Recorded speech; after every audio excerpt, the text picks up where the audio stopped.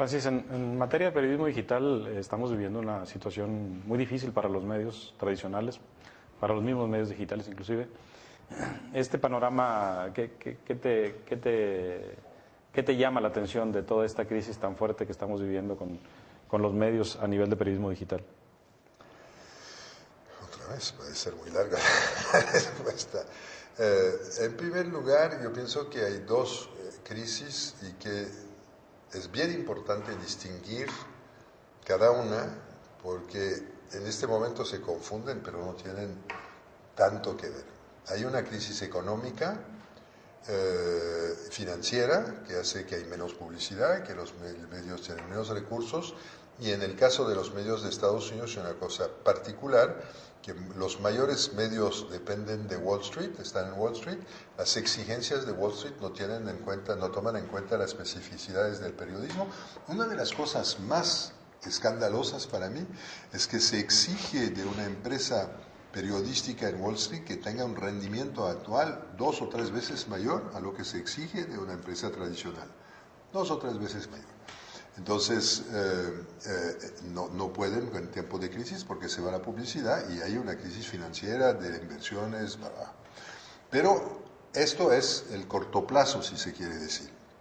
Hay una cosa mucho más grave y en esto yo creo que los periodistas y los dueños de periódicos no tienen tanta responsabilidad, o una responsabilidad, tal vez hayan pedido dinero prestado en cantidades demasiado grandes, pero en fin. Lo que sí es grave es la crisis tecnológica. La crisis tecnológica no es solamente tecnológica, sino es tecnológica y social. Hay la manera en la cual la tecnología está cambiando la forma de hacer las cosas es enorme, y todos sabemos, todos los periodistas sabemos, que los dueños de periódicos han sido renuentes a hacer los cambios. Por ejemplo, muy pocos pagan la gente que hace contenido online de la misma manera que la gente que hace sobre papel, lo paga menos, cuando es el futuro, porque es la cosa más absurda.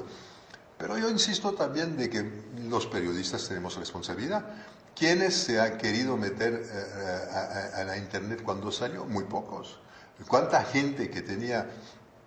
Yo tengo 68 años pronto, y cuando yo decía, métanse porque va a llegar, hace 10 años la gente, la gente 40 años, o sea, no hace falta, eso, el tiempo que llegue ya me habré retirado.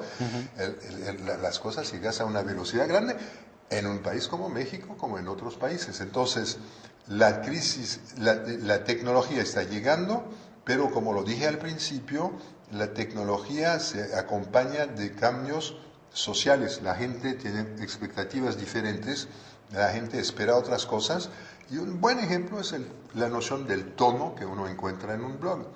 El periodismo tradicional, que no tiene que ver con tecnología, el periodismo tradicional tiene un tono formal, el señor presidente de la República, y a la gente ya... Sí, el señor presidente cuando se está frente a él y cuando hace falta defender el país o qué sé yo, pero para decir Obama hizo tal cosa, Calderón hizo tal cosa, Sarkozy hizo tal cosa, pues Sarkozy.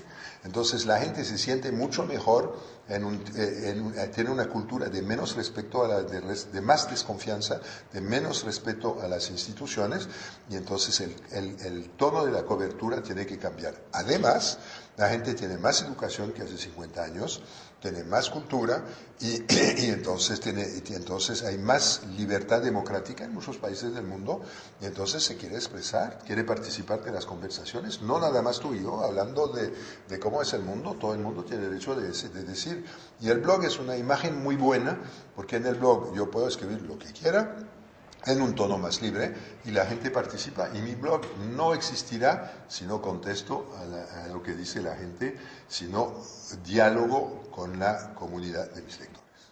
¿Este periodismo digital exige un periodista diferente, un perfil diferente de quienes ahora podemos hacer periodismo? ¿Qué necesitaría cubrir ese perfil? Yo creo que todavía no se tiene muy claro. Yo pienso que básicamente la frase sencilla y muy conocida es que hay que dejar de hacer un periodismo como se da un curso ex cátedra, catedrático, y que hay que entender que es más una conversación. Quiere decir, No tenemos nosotros el monopolio de acceso a las fuentes. No tenemos nosotros el monopolio de difusión de la información. Entonces, y no tenemos nosotros el monopolio de la expertise, del conocimiento. Entonces, ya que perdimos los monopolios sobre construíamos nuestra función social, tenemos que encontrar una nueva manera de estar. ¿Qué tenemos todavía? Tenemos cierta experiencia en la manera de buscar, cierto rigor en la manera de contar y de buscar, de usar las referencias, de toda una serie de cosas.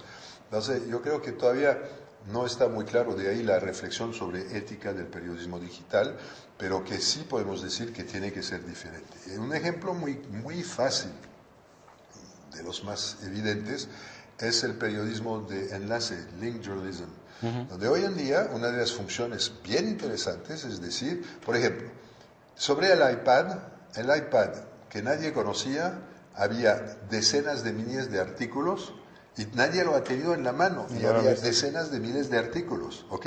Entonces, yo voy a escribir algo sobre el iPad. Yo no he escrito sobre el iPad durante 10 días y después hice una nota sobre cómo el iPad puede transformar el periodismo. Pero yo hice una nota donde esto es mi idea y donde yo di muchos enlaces para que la gente diciendo, el iPad tiene esa virtud, vayan a ver ese artículo que yo seleccioné como siendo uno de los buenos. Entonces, la gente me viene a leer no porque yo haya tenido el iPad en la mano, se hubiera sido mejor y me hubiera gustado, pero en fin, la gente viene porque voy a presentar un tono de ver las cosas y porque les voy a dar enlaces que les va a permitir ver las cosas, ir a la fuente. Entonces, yo, como periodista antes, era inaceptable que no fuera a la fuente. Hoy en día, en muchos casos, yo no voy a la fuente, pero permito que mi lector, mi lectriz, vaya a la fuente de manera directa. Sí. Es un cambio extremadamente importante. Y yo sigo siendo honesto, sigo cumpliendo con una misión de información, pero la relación entre la fuente, el lector y yo ha cambiado.